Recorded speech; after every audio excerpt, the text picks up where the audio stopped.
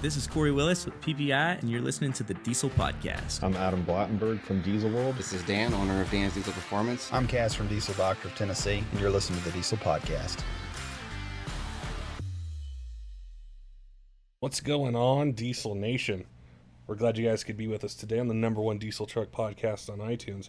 Today's episode is something we had a lot of fun chatting about this and just thinking about the topic, and it's going to affect everybody. So while we're talking about business and how to maximize productivity and how to go from being a technician to an owner, it also applies to you truck owners out there, because when you're looking for a shop, you're going to want to look for a shop that has the efficiency and all the things in place, so when you take your truck there, you get it in, you get it fixed right, back on the road, you don't have to worry about it.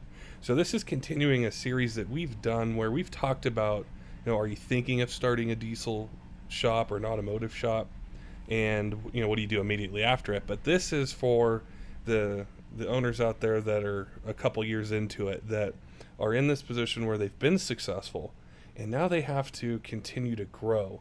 And that can be kind of uncharted territory in a way, is how do you go from what you've done, most of your life, which is working on trucks, getting them running, doing builds, things like that, to now managing an office and people on the phones and salespeople and things like that. So we're going to be chatting with Chris from Pressurized Performance and Off-Road. He's going to share with us some tips and some things he learned along the way doing just that. Before we get to it, we want to encourage you guys to head on over to alligatorperformance.com. This summer, almost here, there's going to be a ton of upgrades and things you're going to want to do to your truck before you go on vacation and camping and fishing and all those sorts of things. Use podcast 5 at checkout. You get 5% off your order. If you have any questions, let those guys know. They're all truck guys and enthusiasts and been doing this a really long time and are there to help you. And also PPEI.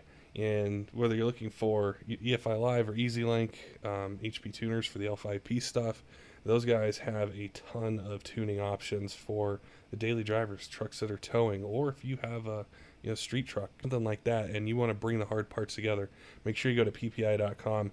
And if you have one of their products and leave a product review, they also give you an in-store credit as well. So make sure and take advantage of that. All right, let's get to the podcast with Chris and talking about how to keep your shop in business. Chris, welcome to the Diesel Podcast. I'm excited to chat with you today about almost like a continuation of a series we've had, which has been, we've had a lot of listeners reach out to us and say, hey, I'm really thinking about getting into the diesel industry. I want to start my own shop. I want to start my own business. And we were talking about some things that are really crucial past that point, as far as making the venture successful and being happy and hiring employees and creating a strong business and a profit plan so you can stay in business. So we're excited to chat with you about that today. Definitely. Hey, Patrick, I'm glad you had me on.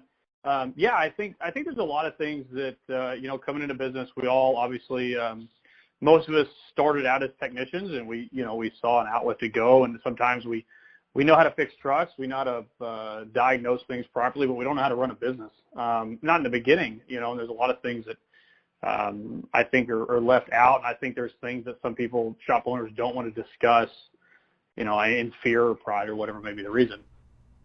Now, as far as your background, how did you start and how did you grow your business to where it is today? So, when I graduated high school, I bought a 99 7.3. First diesel truck I ever had. Always kind of been a gearhead, enjoyed, whatever. I grew up with my dad with early Broncos, things like that. And not long after I bought the truck, an injector went out. And I had talked to a local shop about, replacing the injector for me. And I, obviously at 18, 19, you kind of want to save as much money as possible. And I said, I think I can do this. And so I swapped it out and put another one in it and went down the road. And about a year later, I was on Comp D, and I came across a white single cab 98 12 valve that a guy had built, Mike Shannon, out of a little outside of Weatherford. And I went and bought it, and it just lit a fire for me. I actually bought that one then, and we street race that thing every weekend. And that was back in 2007, and so then it was a 12 valve, I think it did like 515 or something. So it, back then that was a pretty good number, and being a single cab short bed, it was a lot of fun. And I obviously broke a lot of things, so I had to learn how to fix it because we're in Texarkana, Texas, and so nobody around here knew anything about diesel performance or anything like that. And then not long after that, I bought another single cab off of a guy and kind of put some parts together and made another truck. And word got out that we were, everybody saw us street racing them and having fun with them. And guys would come up and they just say, hey, look, my dad's got a power stroke he needs help on, or he's got a 12 valve or 24 valve needs some help on. Would you be interested? And obviously I wanted to buy truck parts. And so I was like, yeah, let's do it. And so I started out of my garage. I guess I started working on stuff probably 08, 09. And at the time I was working for a local Army depot where we rebuilt a lot of like the 8V Detroits and 903 Cummins, stuff like that. And I worked there until 2013, and March of 13 I got laid off, and my wife was an RN at the time, and her and I did a lot of praying and talking about what we were going to do around here from that point. And we took out a loan. We took out a $10,000 line of credit, and then I had that same 99 F250, which I still daily drive every day now. I don't know why or how, but my banker gave me a $10,000 loan on it at that time in 13. And so we had about $20,000 to play with, and we bought some equipment. We bought some tools. We paid about 2 months of rent, I guess, on the building that we were in then, and just started from there. At that time, I'd work on anything and everything that somebody would bring in the door. But again, I had no shop experience at the time. I talked to a lot of guys, but again, a lot of guys don't want to. They're scared of you taking ideas and making money off of it, or maybe things they've found that work that, a lot of times they don't want to give those up. But basically started in our garage. I mean, it's just started in the garage and went from there. Now we're I think our build now is about 10,000 square foot, 9 bays, and all that kind of fun stuff. I think that's where a lot of people start. It's a passion with a truck, or racing it or something with it, and then it grows, and then somehow just being out there and having fun with it, you get a name for yourself, and then it sometimes from some of the shop owners we've talked to, it's just they decide, hey, I want to do this for a career, or there's something that happens in their day job or their other career that forces the change. And when we were talking about this kind of topic, is I thought, it's so true, is it's almost like the success can happen, but then there's this whole arena of things that nobody tells you, and it can make or break your business, whether it's profit margin on parts, whether it's labor rate, managing people in the shop. If you start to sell them, to people outside of your area, then a sales force, people who answer the phones. And you had a lot of insights I know our listeners are going to enjoy and find some value in. And I wanted to ask you about some of those lessons that you learned, where you're at now, and things you've had to confront and figure out and decide, hey, how am I going to do this? How am I going to make this work on the business side of it? Exactly. I think, I think a big part is as technicians, I think we go into business thinking, I need to be a technician. I know I did anyways. I know a lot of other shop owners who did the same thing. And in the beginning, we have to. I mean, there's just no way around it. You got to work on trucks. You got to, you juggle the balance of, making sure you don't forget to call everybody back, making sure you remember to order parts, you remember, to get all the deposits in the account. Don't forget to pay sales tax. When you start adding employees, learning about 941s. I know a lot of shop owners that try to 1099 technicians, and a lot of guys don't know that you can't. You can't 1099 a technician, and in Texas and Arkansas, anyways. There may be some states that's you just have to talk to your tax professional on that. But there's just a lot of things that nobody tells you about.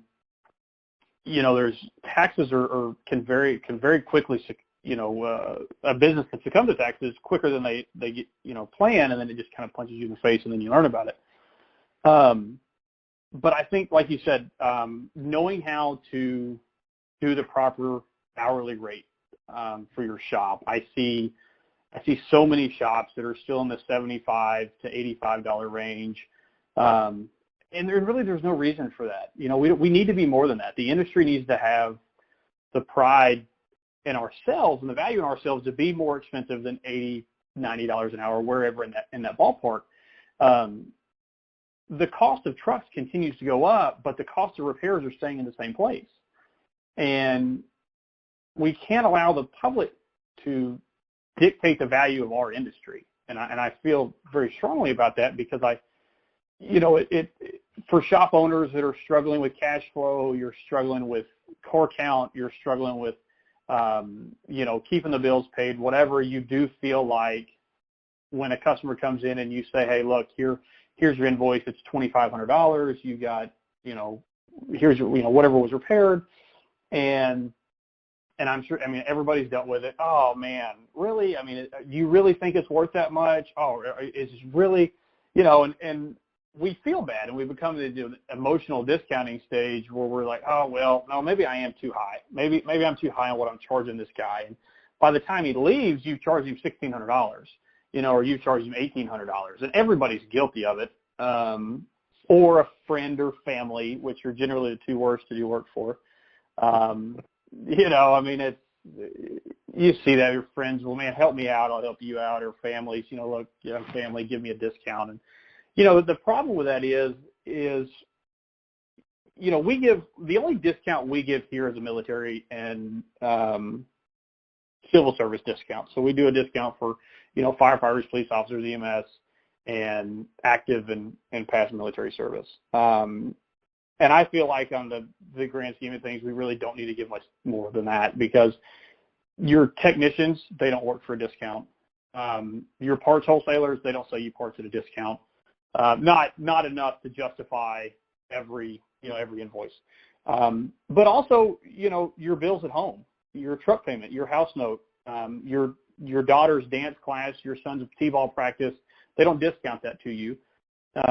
And so we've got to stop emotionally discounting our invoices to people because they don't want to pay for it. Because when we emotionally discount to them, that leaves more money for their family, but we're cutting our family out of it to try and please this person. And if you have customers that are constantly asking you for discounts, you're targeting the wrong crowd. You're targeting the wrong people. You need to find the crowd that, is going to come in. They trust you because you have a confidence in your work. They know you're going to stand behind it. They know you're going to take care of them. And they know when they call you for a warranty, they're going to be top of the list. And I think that's very important. There's several formulas you can use to come up with what your hourly rate needs to be. But in today's time, really most shops, I feel like, in the diesel industry need to be over $100 an hour. Rent is going up on more and more facilities nationwide. Real estate's getting more expensive. You're getting trucks that are knocking $100,000 to buy now. So in several years, even trucks that are out of warranty now, 10 to 13, you're going to be coming up on the 14 and 15 models soon, are going to be over that, your factory warranty. Those trucks were $60,000 to $80,000, anywhere in that ballpark, I'd assume, new. So the cost of repairs needs to match the value of the truck. We're not working on Grandpa's 12 valve where we can go out here and get an injector for $89.99. We can throw it in an hour and a half and get him back on the road. These systems are complicated. The diagnostic equipment, that's a whole nother section we could go down as far as appropriately charging for testing, for diagnosis. A technician might have 8 hours in an electrical gremlin when you find a pin that is occasionally moving or whatever. And I've seen guys and talked to guys that are like, I just don't know what to charge for that. And I've been in that place. But you've got to be realistic. The customer's got to pay for your time. You didn't buy his truck, you didn't build his truck, and you didn't break his truck. And so it's, he's got to pay for what's in it. So there's a lot of things. Like I said, hourly rate, I think you're going to start seeing more and more guys are going to move into 110 to 130 range, depending on demographic, where they're at, things like that. Some of your bigger shops that are, your big name companies in the country, and I don't want to say any names, but there's just a lot of them that all they do is performance. those guys need to charge 140 to 150 an hour because the consumer is not going to care at the end of the day. You know what I mean? I mean, if they're going to drive, if they're going to take their truck 8, 10, 12 hours to have it worked on, I promise you another $500, $600, $700 in invoice is not going to break that sale. I think what's so important about this is there's probably, I'm thinking of two different kind of listeners on this. One is the shop owner who is just getting into this. They've been in business a few months, maybe a year, and they don't know yet how to market.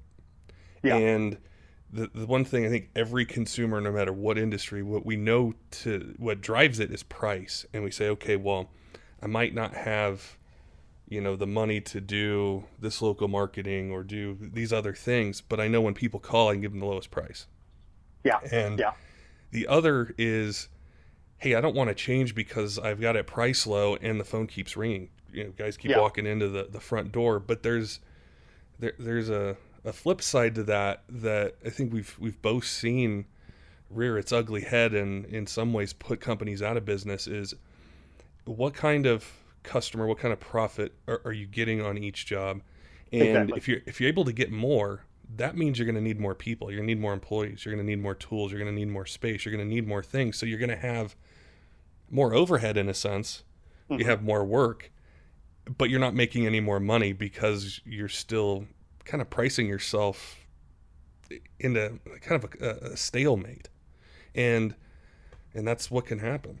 Yeah. And I think that's a great point. So last year we were doing, we had our sales and I had 3 technicians in the shop. I had a service advisor and then myself. And at the first of this year, from one technician left in September, October, and then the other one left the first day of the year this year. And, so we lost 2 technicians and I was down to 1. I've got just an absolutely fantastic technician here that's been with me for about 5 years. He came in, bare bones knowledge on these trucks, and now, it is unreal what he can absorb. But our numbers didn't change that much from 3 technicians to 1. And then I was kind of like 1 1/4, I guess. He was a full and I was a quarter because I was, between the office, running and getting them things, doing things out there with him to help him and whatnot. But so recently I added, about a month and a half ago, I added a senior master tech from the Ford dealership here. And so with those 2 technicians, we're doing more than what I was doing with 3 technicians last year. And these guys they're closing hours out like crazy. I think we go back to the part of getting with marketing our business. Our goal needs to be to find out what your target market is. Find out who you want to do work for. You're probably not going to start out doing 1,000 horsepower builds every day. It's just not going to happen. At the same time, there's not cash flow in doing full builds. I think any big shop owner will agree with that you're not going to cash flow a business on building doing full builds. It's just, you're not going to do it. You need parts that are in every day. You need trucks that are out every day. And so I think that a lot of shop owners, you need to get a plan when you're going into this. Find, what are you good at? What do you want to do? And then when you start hiring people, hire people that can do things better than you can. And there's nothing wrong with that. And I think that's a huge thing that says a lot about a business owner that can put his pride to the side and say, I hired you because you're better than me. That's when we start to make money. There's a lot of guys that, are fantastic technicians. Just absolutely unreal. They'll stay with you for years and years. They'll do a great job. And I think when those guys come in, you need to complement them with training, to keep them up to date with training and keep them evolving. Always keep your technicians evolving and doing better and better. The other thing is, when you price yourself to be cheap just to get the work in the door, like you were saying, the phone's ringing off the hook. When you're the cheapest in town, you're gonna bring in the cheapest customers in town. You're going to bring the ones in that aren't going to want to pay you $1 more than what they can pay for it on Amazon, what they can get it for on eBay. They're going to expect you to sell the same part. They're going to expect you to if the book calls for 10 hours, but their uncle had it done over at Billy Bob's Lube Shop, and that guy had it done in 4.5 hours. Well, I'm not paying you more than 4.5 hours. I don't care what the book calls for. And I had guys, every once in a while you'll still get a guy that comes in and kind of acts like that, but you just tell them, look, I'm sorry, but maybe we're just not fit to do business with you, But I also think that comes in building value in ourselves, building value in our customers, building value in our team members.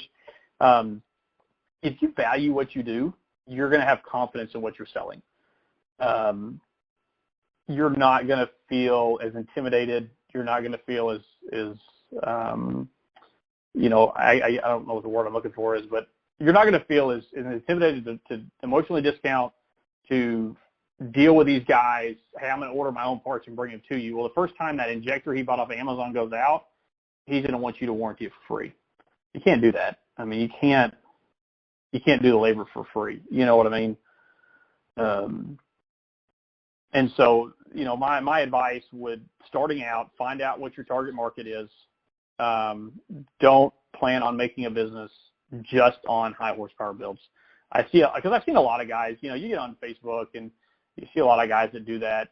We had done a couple big ones, the first couple of years we were in business, and they're tough. I mean, sometimes they're rough to, cash flow, wait on parts to get in, things like that. So, our big thing, I think, in this industry is your maintenance, your repairs, things like that. I think, unless you're specialized, a lot of shops can specialize in tuning or transmissions or turbos, things like that, and that can be the cash flow of their business, and then supplement with, builds and things like that. It's one of those, I think, sides of even, like podcasts and shops and manufacturers and events and all those things. One thing, that I think we would all agree on if we all sat down is that the performance side it's the glamour, it's the glitz, it's what looks good, seeing on social media or in magazines, but it's a very small sliver of what businesses are built on and what people need, what truck owners need. And that's the maintenance side of it. And when we get an email or a message on social media from a new business owner, and they might ask us questions, I think they've heard some of our other episodes, and guys like yourself who reach out and say, hey, I really want to talk about this. I keep seeing this in this industry that I've chosen, to have a career in and provide for my family, is, someone told me a long time ago, it's easier to get $1 from 100 people than $100 from one person. And what'll happen in practicality is that cash flow, which you mentioned, and those big builds, is you might have these big gaps in cash flow. And while you're in that gap, there's a lot of stress. There's a lot of, how am I going to, make payroll? How am I going to pay the rent? How am I going to get this and that kind of stuff? And I think, if we step back for a second, is, why is this episode important? Why are we talking about it? Well, I think it's because there's a lot of value, incredible amount of value outside of the dealership network. Oh, yeah. And especially for the maintenance and the repairs and, of course, the performance side. But we need to see it grow and be profitable and be smart and be targeted in how it proceeds. And this is a topic not many want to talk about. Yeah, and it's not. And that's why I was so excited when you're like, hey, I have these ideas. I think this would really be great for people to hear, because it needs to be talked about. Otherwise, worst case scenario is all the work's going to be done at the dealer. And exactly. There is no aftermarket. There is no performance. And no one really wants to get into it, because why do you want to jump from a career where it's nice and comfortable and there's that paycheck every 2 weeks to, I've got to be priced the lowest in town, have stress, not know if I'm going to be able to, hire people, keep them. That's not a way to build something for the long term. No. And I think that so many people, I think going into business, you need to have a clear set of goals in front of you. You need to have them, for me anyways, written down, and you give yourself a timeline to accomplish those goals. And as far as marketing starting out in business, the number one marketing I feel like that ever will be and ever has been is your grassroots marketing. going to your local festivals, going to, get you a pop-up tent, spend you a little bit of money, $1,000 or whatever, for $1,500 for a nice pop-up canopy. Get your logo in it, get your name in it. We've got a deal that it's got the backdrop, and then we've got a full table wrap kind of thing. And we actually did a deal. My daughter's school, they were doing a fundraiser last Friday we went to. Get out and meet people, shake hands, as much as a lot of us don't, clean up, put some clean clothes on, don't go covered in diesel and transmission fluid, look professional, and just meet people. I mean, that's the biggest thing, because at the end of the day, marketing is all about getting people to remember who we are, what we do.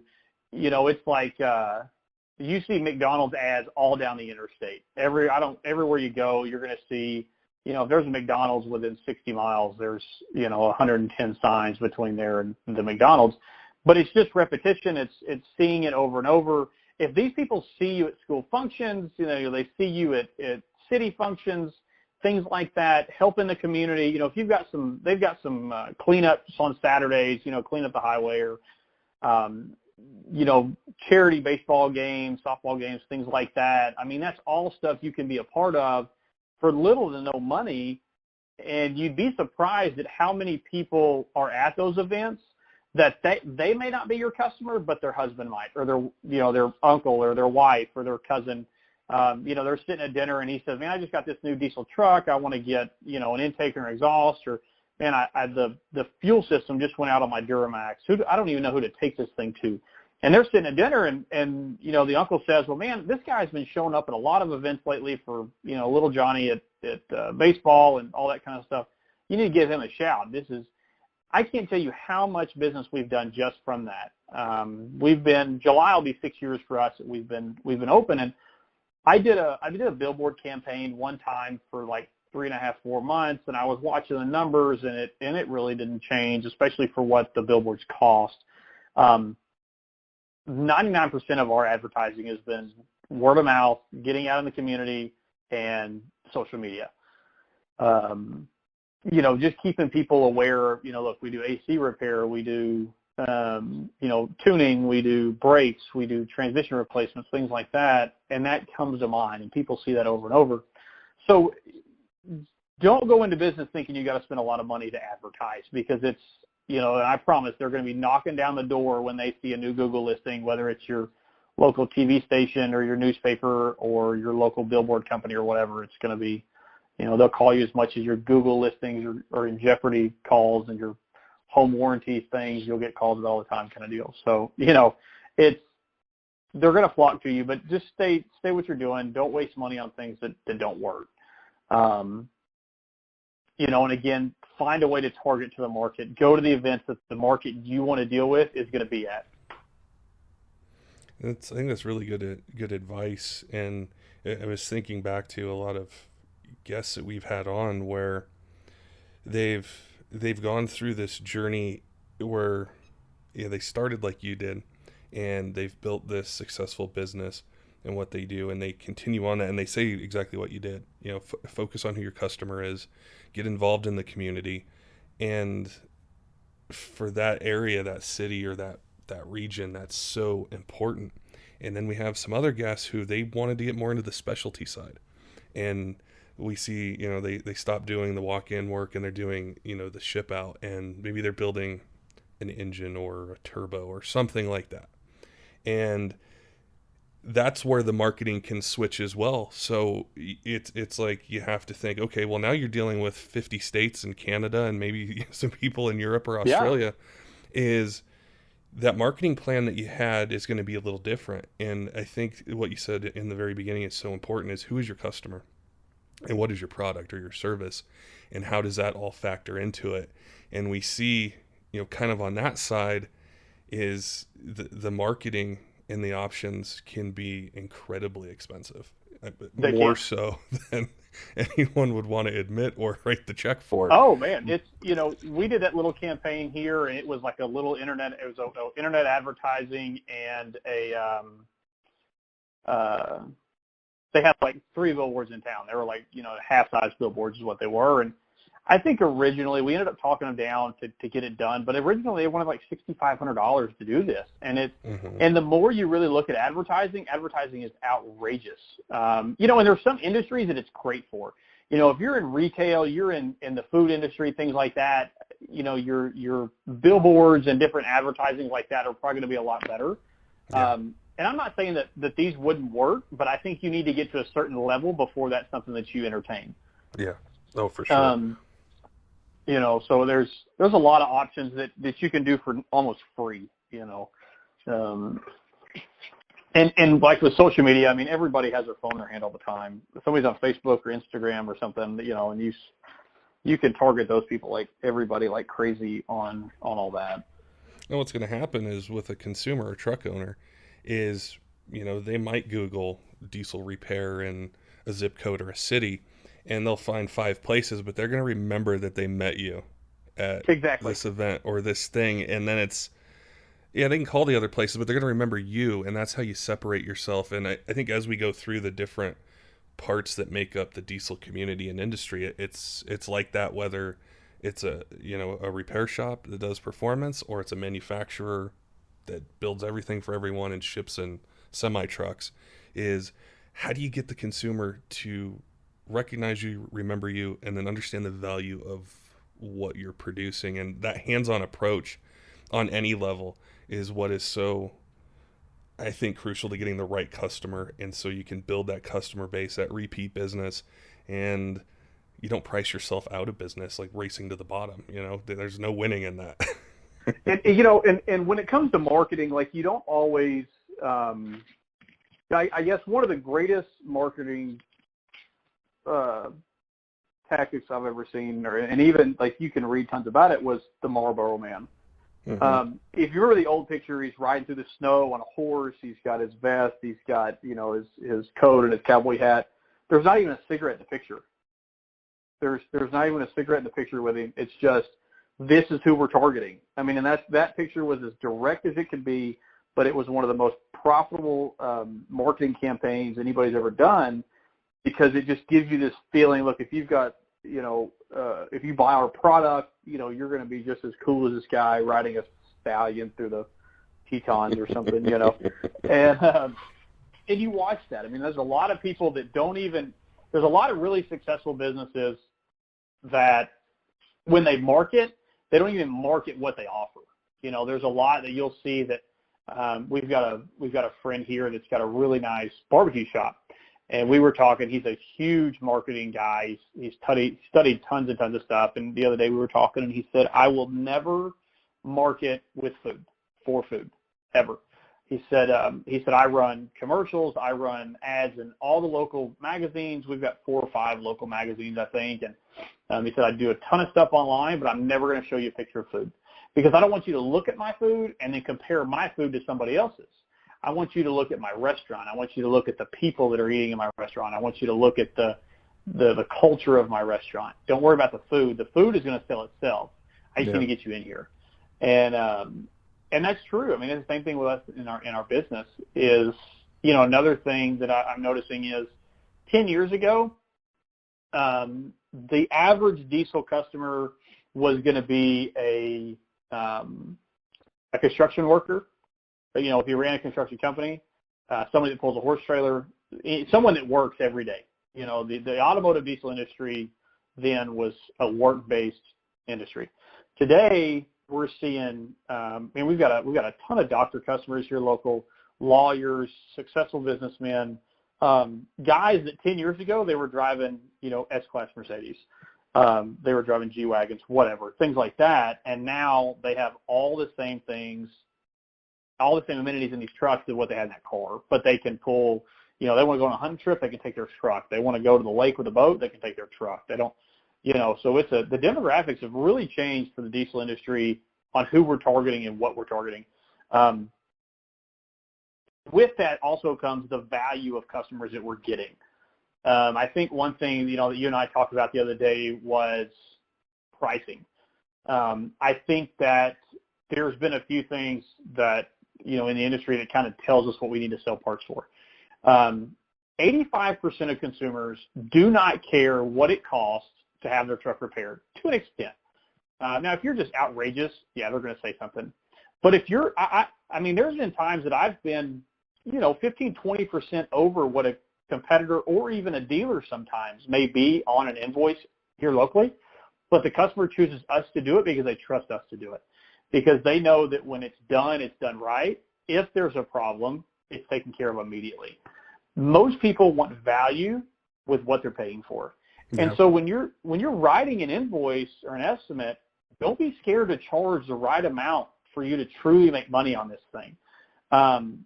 I know one thing that really helped us, about 2 years ago, we got a complete management program in the office, and we're running a Mitchell Manager, which with that program, it keeps up. You can build a complete inventory. You have complete control. When you open the program, you have a work in progress screen. It's going to have every single job that you have right now that's open. It has every single estimate that you've written, and it'll keep estimates as long as you want to in there. And then it's got every job that's completed and ready to be paid on. The good thing about them, we use QuickBooks for a long time, and my wife still uses QuickBooks to keep up with everything on there. But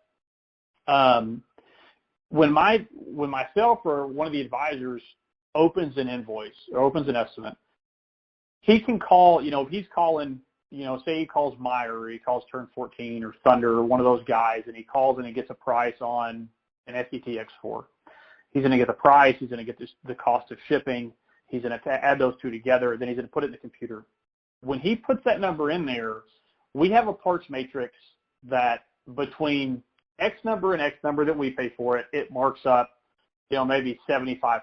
So if you pay $3 for something, we're going to mark it up 75%, whatever. And then you go to your next tier, maybe $5 to $25, the next percentage.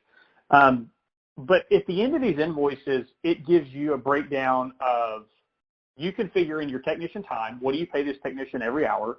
If he's going to be on the job, and this job calls for 10 hours, it figures in the profit percentage you have on labor, what you pay for parts and what you sell these parts for, and then your total gross profit on the job. So it gives you a dollar amount and your percentage amount.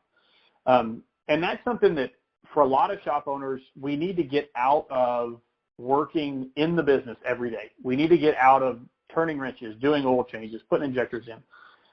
We need to work on the business.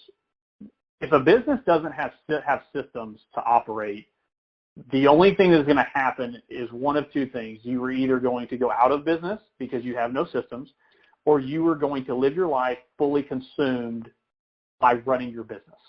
And that's something that as shop owners that began as technicians have to learn to become business owners. Because at the end of the day, you're not as productive as a full-time, there's going to become a point where you're not as productive as a full-time technician. You also don't want to tear jobs down, other technicians have to pick it up, but we need to get to where we have an industry standard, I guess, of, look, we need to make some realistic parts profits. There's some parts in the aftermarket world that I've seen several companies that offer, say, a second-gen swap, for example. It's the first one that comes to mind, but these are several $1,000s for the job, for the components, and MAP price is $198 over what we pay for it. And I've seen some that have been better to $300-400 over what we pay for it, and that's plastered everywhere on the internet. Don't be scared to sell stuff for more than MAP price. You're just not supposed to sell under MAP price. You're the one that is standing behind the product as far as labor goes, handling the warranty process if something goes wrong. If you put that turbo on and the customer makes it 500 miles and this thing grenades, you're going to have to take it back off. You're going to have to box it up. You're going to have to ship it and send it in. That's all on your dime. So you've got to figure in money for this. It's almost like every job we have to build a warranty pool. So that when jobs do come back, because they're going to come back, parts are going to fail, technicians are going to make mistakes, things like that, and so you have to have. You don't want to bid these jobs just bare bones. I can do it for this. I'm going to make some money. Well, when that job comes back and something's broke, and you eat up every dollar of your profit in this job because you didn't bill enough on it to warranty the job. That's something I was just thinking about. Is I had someone I know had ordered, I don't remember what part it was, what kind, something with a turbo. They ordered it off Amazon and swapped it over on their 7.3, and something didn't work. And they'd ask people, hey, do you know anyone that can tell me how to fix this or fix that? And I'm like, call Amazon. Like, there's no support because you didn't buy it from this shop. And that person's time on the phone is taking away profit from working on something, calling someone back, doing those sorts of things. And for the truck owners, which most of our listeners are truck owners, is there is that like 15%, give or take a little bit, who they're going to work on their own trucks. They're looking for the best deal. They have experience with it. They're fine. But the other 85%, when you invest thousands of dollars into your vehicle for whatever reason, any kind of, whether it's maintenance or performance, is you want to know that you have some support there. That if maybe you don't like that turbo, maybe it's too small, maybe it's too big, and you want to switch it. Well, you want to take it to a place where you're confident in what they do, you like them, you trust them with your vehicle, and that's why we're walking into this shop to get work done. And if like you mentioned, there's going to be things that happen, whether it's a part fails or something else causes a part failure, or they want to change it or something. And if you're just eating jobs and losing profit on everything, or making $100 on a $2,500 part, it's gonna manifest itself in other ways. What's that going to do to the profit margin, your hourly rate, and the money you're making on that? Well, it's got to be, there's no margin for error now, because you're making 3% on the sale. And you got to think about that. Exactly. And I think a lot of it comes to, another thing is, I had an issue. We buy a lot of our parts through O'Reilly's. They're the closest parts store to us. I know a lot of the guys in the bigger cities are going to have companies like WorldPack and a few others that are wholesale only, and that's great. I mean, I wish we were closer to a big city that had something like WorldPack. But with us dealing with O'Reilly's, I went in the other day. My father-in-law was driving a 2005 6-liter, and it was a Sunday. The alternator went out, so I ran over there and I popped it off and ran up to O'Reilly's, and I said, hey, I need to get this alternator. And he swap it out, and he said, all right, it's 138 and some change. And I said, okay. I said, well, hey, I forgot, put it on my account. And here's my number. And he put it on, and it came down to like 136 and some change. And so Monday I called our local manager, the store manager that we deal with here, and he said, well, our market, his exact words to me were, our market is more of a walk-in market more than a wholesale market. And I said, well, I get that. I said, but at the same time, I have to make money. And it was kind of a thing for me, which we mark our stuff up anyways. And you would hope that if you spend a lot of money with a retail or a wholesale company, that you would get better deals than the guy walking in off the road. But don't be scared to mark those parts up, because everybody can get a part as cheap or cheaper than you can somewhere. But when they go to O'Reilly's and they buy that alternator, if I'd have charged the customer $235 for it, whatever the case may be, O'Reilly's isn't going to come back out and change that for him at $135. They're not going to swap that back out. They're not. I know I had one the other day. The customer had a 6.4 that he needs a set of lifters in, and I gave him a quote, and it was around. He added some other stuff. He needed an oil cooler and head studs and some other stuff. And anyways, it came out to like $6,800 with the other add-ons. And went to the dealer, and the dealer told him $4,800. And he said, you're $2,000 too high. And I said, well, don't forget you added some other stuff. I said, but here's the deal. I said, I might be higher. I said, but if that lifter fails that I put in, there's no questions asked. I'm going to pull that head back off. And that's not, if we're paying our technicians to do that, that's not, because I pay my technicians an hourly rate plus a production incentive. I don't like flag time. I think especially for employees who have families and, need to be able to balance their money, I think a guaranteed pay every week plus incentive is better than flag time. But anyways, the conversation I had with the customer was, we're going to guarantee this for you. If you come in, that lifter fails in 1,500 miles, you have one lifter out of 16 that is at the bottom of this engine, we're going to take care of it. There's no questions asked. If you're at home, if you're around here, I'll send a tow truck to pick it up. You don't have to mess with that. You just call me and say, Chris, this thing's knocking.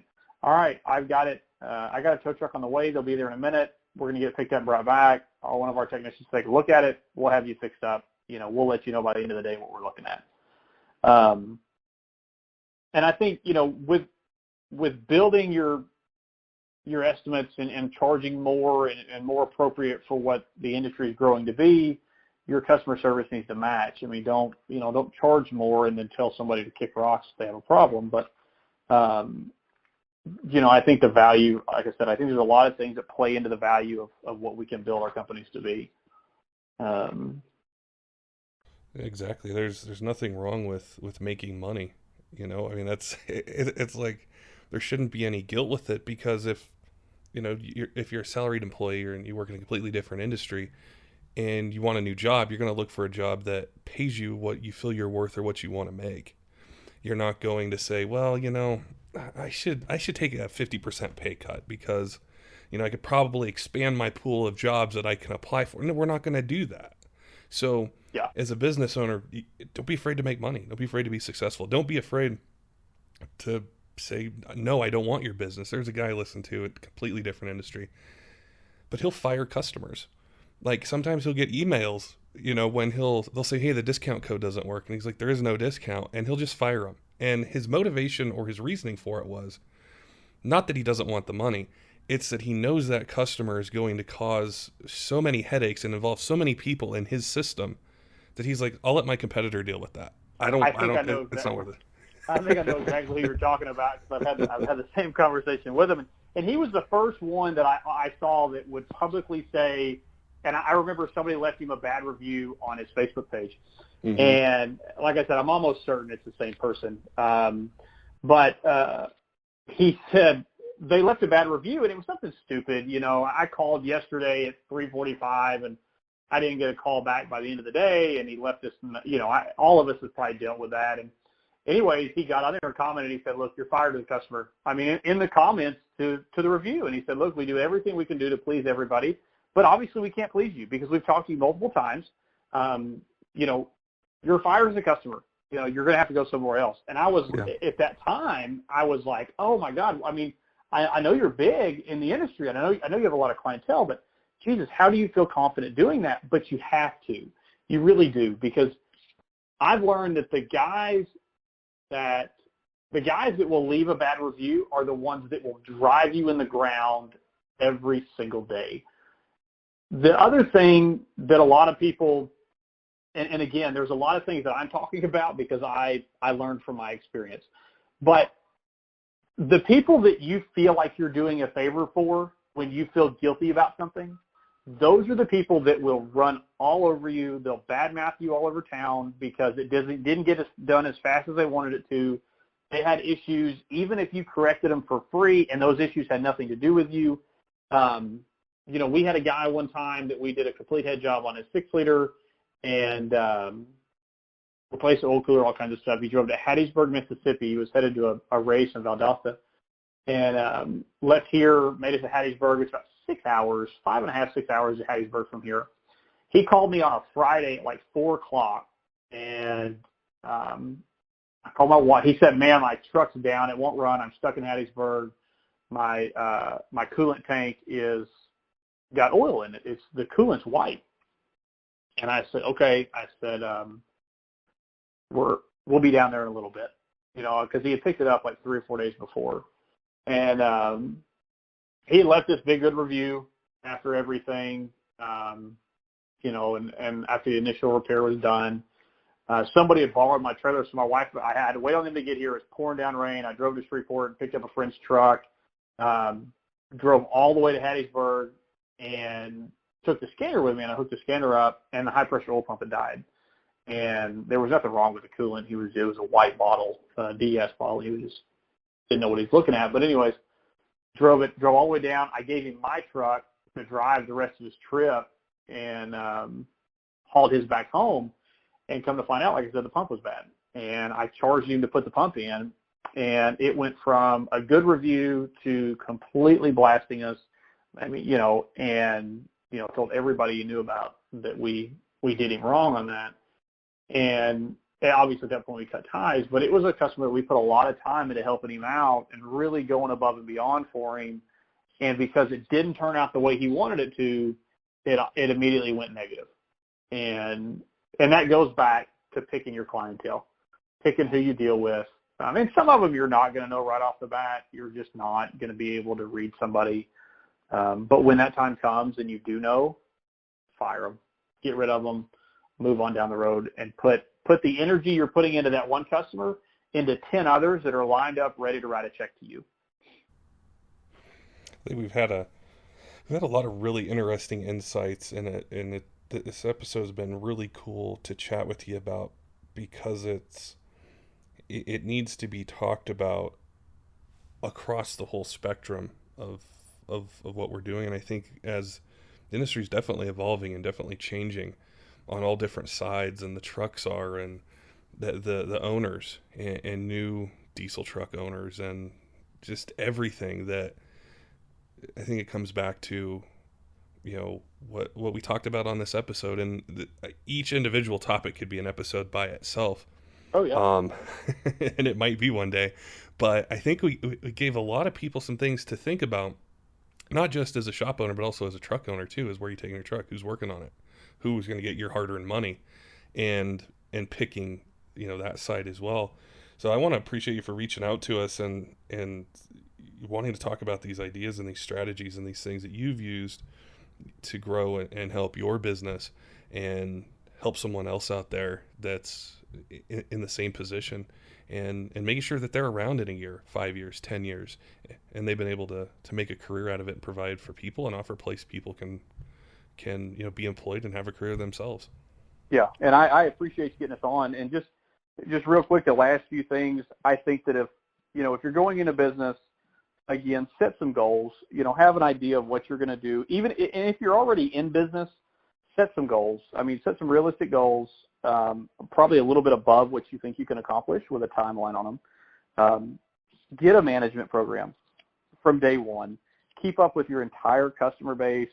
That system, I could go on for, 2 hours on what these systems can do. There's a lot of other we just went to a full tablet system that integrates with our manager program. Get training. You're a business owner. You need training. I mean, whether it's in accounting, whether it's in sales, customer retention, getting your car count up. Look up, one thing I encourage is we attended the Vision Expo in Kansas City this year. Next year, we're planning on closing the shop, and I'm going to take everybody here to go. It's 4 days of tech training, management training, and shop owner training. It was hands down one of the best things for us, that we've done recently. And another thing, I guess kind of another important thing, I'm just going to be real quick on this, is don't feel bad for people that buy cheap trucks. If somebody bought a 6-liter for $5,000, $4,000, and they swear it's a good deal, but they need $10,000 in repairs, don't feel bad for them. I mean, I know a lot of guys that are doing head gasket jobs, head replacements for these guys, and don't lower your value because of somebody else's financial decision. But like you said, I really enjoyed it. I think it's been really good. I look forward to if we get to do it again in the future. Yeah, thanks again, Chris. And definitely we'll sit back down, and as fast as things change and as complex as being a business owner is, I'm sure there's a ton of other topics we go into. Oh, I bet we could have a good time. Don't forget, diesel fans, make sure and head on over to alligatorperformance.com. Use discount code podcast5. Get 5% off your order. And also PPEI.com. If you're looking for custom tuning for your Cummins, Duramax, or Power Stroke, make sure and head on over there. If you already have one of their products, leave a product review and get some in-store credit on something else that you might be purchasing.